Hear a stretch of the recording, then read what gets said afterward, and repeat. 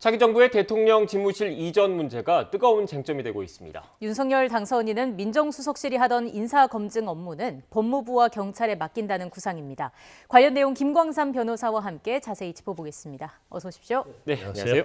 변호사님, 먼저 청와대 이전 문제부터 살펴봐야 될 것 같은데 일단 후보지로 거론되고 있는 것은 외교부 청사 그리고 국방부 청사 이 두 곳인 거죠, 현재까지는? 네네. 외교부 청사와 국방부 청사인데 이제 광화문 시대를 열겠다고 그랬잖아요. 그런데 광화문 시대를 열려고 하면 외교부 청사가 사실은 적합지죠. 그런데 이제 외교부 청사 자체가 광화문 광장 옆에 있기 때문에 여러 가지 문제점이 있는 것 같아요. 특히 어떤 경비 보안적인 측면에서 문제가 좀 있고요. 더군다나 광화문은 어떻게 보면 대한민국의 민주화의 상징적인 광장 아닙니까?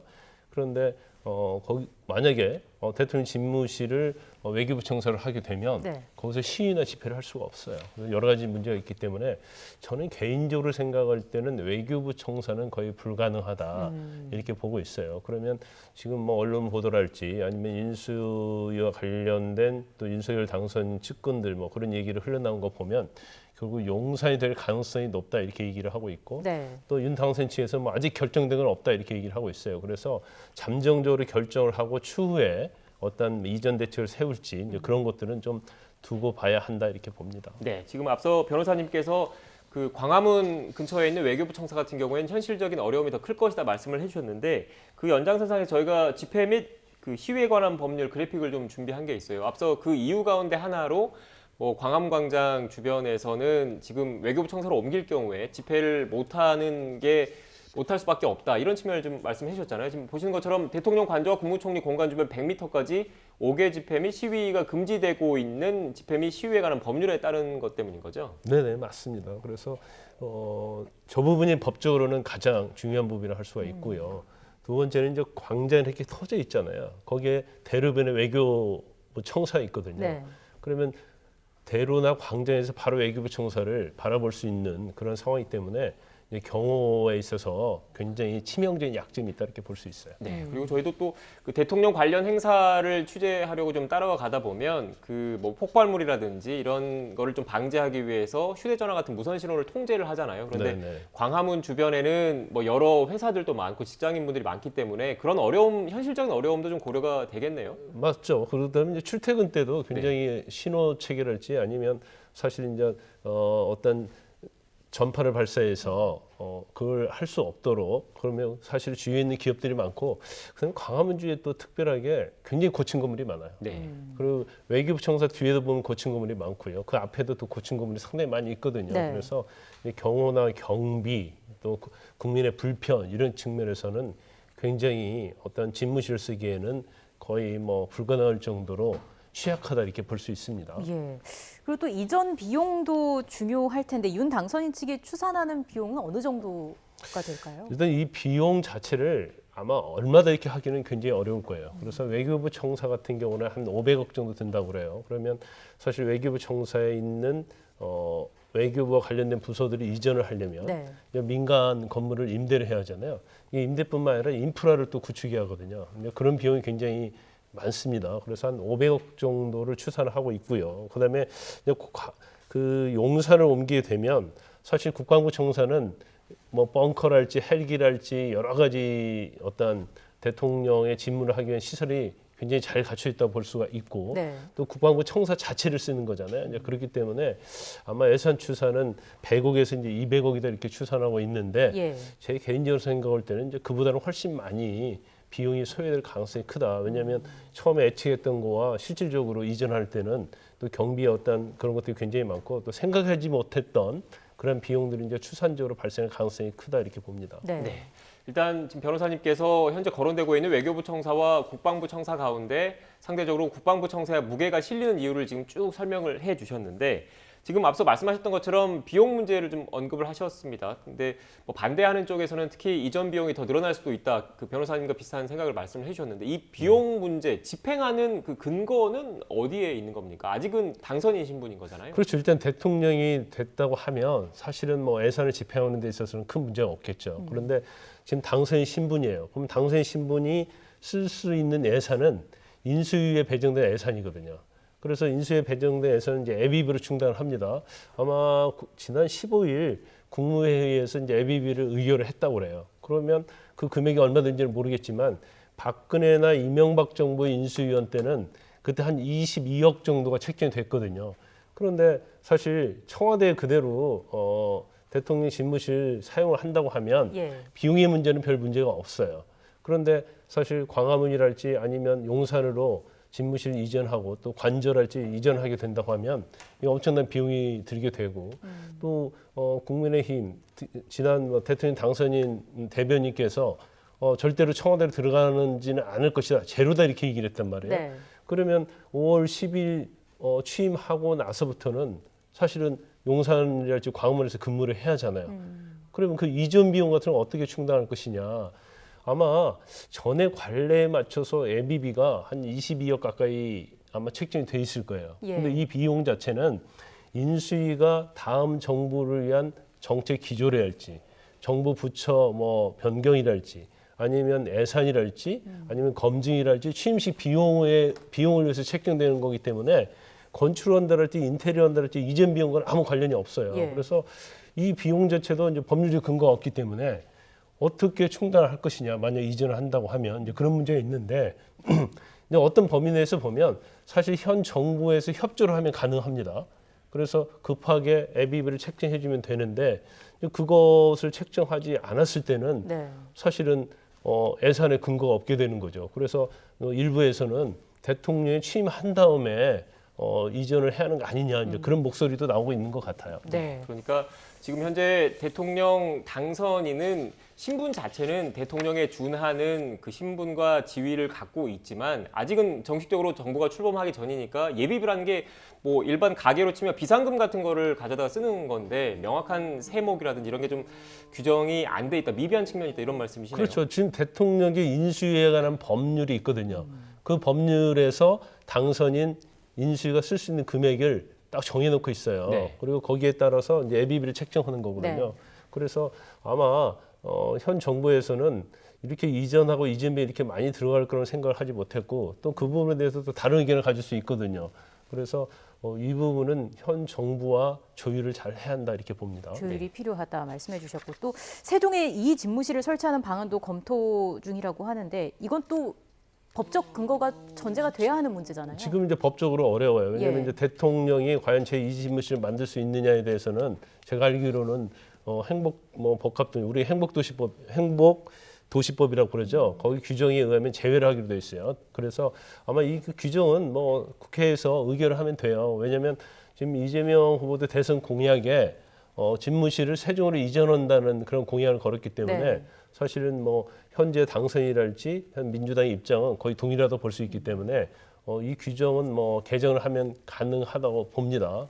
그래서 뭐 집무실을 뭐 아마 전적인 집무실은 설치하기가 어렵고요. 제2 집무실로서 이제 보충적으로 집무할 수 있도록 하는 그러한 상황으로 갈 것으로 보입니다. 네. 변호사님 잠시만요. 지금 청와대발 속보가 들어왔는데 관련 소식을 좀 먼저 전해드리겠습니다. 문재인 대통령은 윤석열 대통령 당선인과 빠른 시일 안에 만나서 격의 없이 대화하는 것이 국민에 대한 도리라면서 청와대 문은 언제든 열려 있다 이렇게 밝혔습니다. 박경미 청와대 대변인의 브리핑 내용을 직접 들어보시죠. 문재인 대통령은 윤석열 당선인과 빠른 시일 내에 격의 없이 허심탄회하게 대화하는 자리를 갖는 것이 국민에 대한 도리라면서 무슨 조율이 꼭 필요하다고 생각하지 않으며 청와대의 문은 늘 열려 있다고 말했습니다. 또한 문 대통령은 당선인 측의 공약이나 국정 운영 방향에 대해 개별적인 의사표현은 하지 말 것을 지시했습니다. 한편 유영민 비서실장도 17일 청와대 직원들에게 다음과 같이 공지한 바 있습니다. 당선인 측의 공약이나 정책, 국정 운영 방향에 대하여 SNS 또는 언론에 개인적인 의견을 올리거나 언급하지 않도록 주의해 주시기 바랍니다. 이상입니다. 네, 박경미 청와대 대변인의 브리핑을 지금 속보로 전해드렸는데 주요 내용을 간략하게 다시 한번 정리해드리겠습니다. 문재인 대통령이 윤석열 대통령 당선인과 빠른 시일 안에 만나는 게 도리다 이렇게 밝혔다라는 내용이 있었고요. 빠른 시일 안에 허심탄회하게 대화하는 자리를 갖는 게 도리다 이런 설명이었습니다. 그리고 당선인 측 정책에 대해서 개인적인 의견을 밝히지 말라 이렇게 지시했다라는 내용도 있고요. 유영민 청와대 비서실장도 청와대 직원에게 개인적 의견 자제를 지시했다 이런 내용도 있었습니다. 변호사님 지금 속보가 들어왔으니까 이 내용을 좀 더 짚어봐야 될 것 같아요. 원래 그 윤석열 대통령 당선인 문재인 대통령 윤석열 대통령 당선인이 격의 없이 일단 회동을 하기로 했었는데 오찬 회동을 하기로 했었는데 불과 4시간 전에 회동이 연기가 됐습니다. 당일 회동은 뭐 결렬이 된 거고요. 그 이후에 어떻게 보면 대통령 당선인 측과 청와대 측에서 그 신경전을 벌이고 있는 것 아니냐 이런 일각의 그런 우려도 나오고 있는 상황에서 지금 문재인 대통령 이런 발언이 나온 거거든요. 어떤 의미라고 해석을 해야 될까요? 제가 볼 때 이제 당선인과 이제 대통령 회동 자체가 결렬된 것은 사상 초유잖아요. 네. 그런데 국민의 입장에서는 불안할 수밖에 없어요. 이미 대통령은 선출이 됐잖아요. 그러면 어떻게 보면 특히 초기에는 이제 순항을 하고 그다음에 현 정부에서 최대한 협조를 해야 하는 거거든요. 그런데 일단 대선의 결과가 0.74%밖에 나오지 않았잖아요. 그러다 보니까 청와대 내부랄지 아니면 민주당 여권에서 굉장히 윤 당선인과 관련된 공약의 이행이랄지 집무실 이전과 관련해서 굉장히 반대의 목소리, 반박의 목소리가 나왔어요. 특히 최근에 나온 것 중에 하나가 청와대 내의 탁현민 의전비서관이 굉장히 어떻게 보면 약간 비아냥거리면서 조롱하는 조로 청와대 집무실 이전에 대해서 비판을 했거든요. 그러다 보니까 현 정부랄지 여당이 당선인의 어떤 공약 이행이랄지 향후에서 취임과 관련해서 발목을 잡는 게 아니냐 이제 그런 우려가 나올 수 있는데 제가 볼 때는 문재인 대통령의 어떤 성정이랄지 여러 가지 살펴보면 이런 부분에 대해서 굉장히 자제하고 좀 이건 적절하지 않다 그렇게 생각하신 것 같아요. 그래서 저런 자제를 내린 것은 저는 아주 뭐 바람직하다 이렇게 봅니다. 그래서 아마 저 부분이 윤석열 당선인에도 전달이 될 거예요. 그러면 우리가 거꾸로 생각하면 윤석열 당선인 측에서도 소위 말하는 윤핵관이라는 사람들이 청와대를 불편하게 한다랄지 그런 말을 하면 안 돼요. 그래서 일단 청와대에서 먼저 저런 어떻게 보면 선제적으로 했잖아요. 그러면 윤 당선인 측에서도 사실은 저걸 좀 깊이 새겨야 한다 이렇게 봅니다. 네, 지금 조금 전 나온 속보니까 관련된 내용을 좀 추가로 좀 더 짚어보겠습니다. 그러니까 당시 상황을 되돌려서 보면 그때 그 윤석열 당선인과 청와대 측에서 공통적으로 내놓았던 발언이 실무 협의가 계속 진행되고 있는데 당일날 오찬 회동이 열리지 못한 이유는 밝힐 수 없다. 양측의 합의에 따라서 이런 취지로 발언을 양측에서 공의했거든요. 그런데 그 이후에 뭐 당선인 측도 그렇고 지금 현 여권 측에서도 그렇고 여러 말들이 많이 나오고 있었습니다. 이른바 이명박 전 대통령의 사면 문제 그리고 임기 말 공공기관이나 공기업의 인사권 문제 등을 놓고 여러 신경전이 좀 불거진 게 사실이거든요. 이렇게 좀 팽팽하게 기싸움이 이어지고 있는 상황에서 문재인 대통령이 선제적으로 자제를 지금 지시를 한 거잖아요. 여권에. 그리고 거기에 대해서 윤석열 대통령 당선인 측도 화답을 기대한다. 이게 지금 변호사님의 말씀이신 거지 않습니까? 네네네. 조만간 뭐 회동이 다시 날짜가 잡힐 가능성도 열려 있다 이렇게 봐야 되는 겁니까? 아마 제가 볼 땐 빠른 시일 안에 회동이 잡힐 거예요. 그리고 이제 한 말씀 드리면 사실 측근들이 나서면 안 돼요. 네. 왜냐하면 현직 대통령이 생각하는 생각이 있고 그다음에 당선인이 생각하는 게 있잖아요. 그러면 서로 맞지 않는 부분이 있을 거예요. 그것은 둘이 만나서 허심탄회하게 현 정부의 대통령이면 앞으로 국가가 잘 되기를 바랄 거 아니에요. 그럼 현 당선인도 마찬가지죠. 그렇다고 한다면 측근들이 나서서 자꾸 뭐 사면 문제랄지 알박기라 이런 문제에 대해서 분란이 있다 보니까 마치 이런 내용이 문재인 대통령을 대변한 것처럼 보이고 당선인을 대변한 것처럼 보인단 말이에요. 그러면 사실 국가가 국민이 또 갈등과 분열이 또 시작이 되는 거거든요. 이 부분은 굉장히 염려된다고 볼 수밖에 없고 아마 문재인 대통령도 이런 부분을 좀 직시하지 않았나 싶습니다. 네.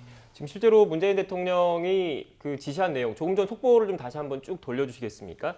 당선인 측 정책에 대해서 개인적인 의견을 밝히지 말라. 그러니까 어떻게 보면 주변에서 분란을 일으키지 말고 대통령과 대통령 당선인이 허심탄회하게 이런저런 이야기를 하는 게 낫다. 이런 취지라고 해석을 해도 되는 거죠? 어떻습니까? 그게 정확한 해석이라고 봐요. 그래서 아마 이런 상태에 계속 지속이 되면 사실 회동도 또 어려울 수 있어요. 그러면 사상 초유의 현직 대통령과 미래 대통령이 회동하지 않는 그런 역사의 한 페이지가 될 수 있거든요. 이것은 굉장히 불행한 일이죠.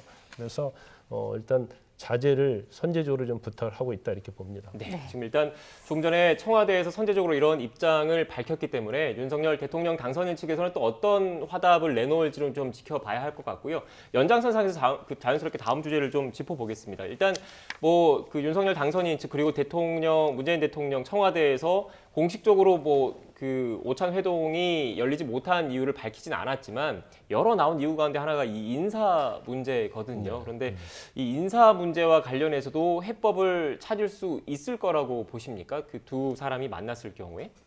어느 정도 해법을 충분히 찾을 수 있다고 봐요. 네. 그래서 저희가 이제 지난번 얘기 나와서 인사 검증에 관한 문제, 그다음에 이제 임기가 얼마 안 남았잖아요. 그럴 때 인사를 하는 것 자체에 대해서 사실 대통령 권한이기 때문에 법적으로는 문제가 없죠. 네. 그렇지만 가장 대표적인 것이 한국은행이랄지 네. 또 원전과 관련된 공공기관 같은 경우에는 새로운 공약, 새로운 대통령의 공약, 그리고 정책 기조와 관련해서 이걸 집행하는 기관이 될 수밖에 없거든요.